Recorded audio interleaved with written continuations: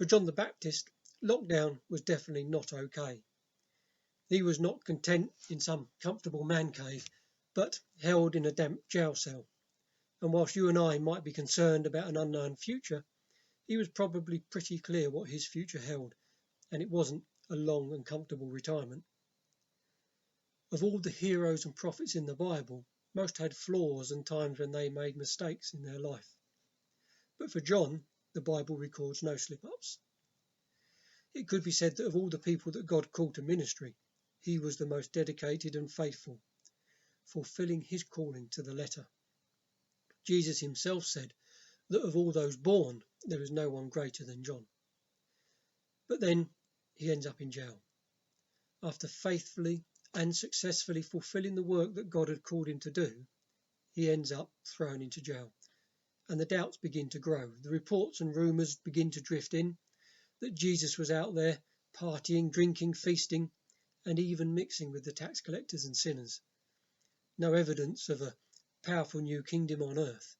And in his anguish, John asks, "Are you really the Messiah, or should we be expecting someone else? Because I'm having my doubts here." Jesus reassures, "Tell John what you see. The lame walk, the blind see, the dead are raised. Have faith."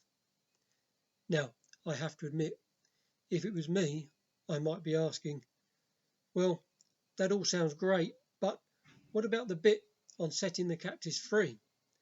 I'm still here in my jail cell. What's going on? I don't understand this at all.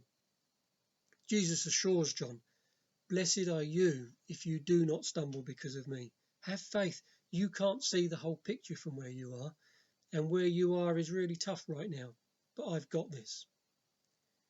Now, we don't know how John took this. Maybe it was sufficient for him. He was a truly remarkable man after all. But I can imagine he went to his death fighting his doubts, questioning his ministry, anxious and afraid. And yet we know that he was a good and faithful servant and did all that God required. And this is a great encouragement to me.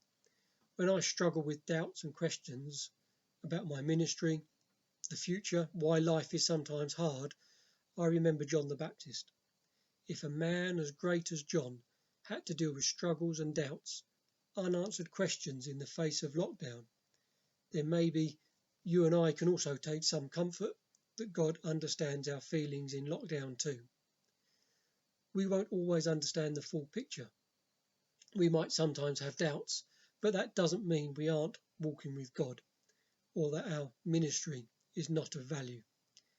We may be in lockdown, physically or mentally, but God's got this. Let's not stumble.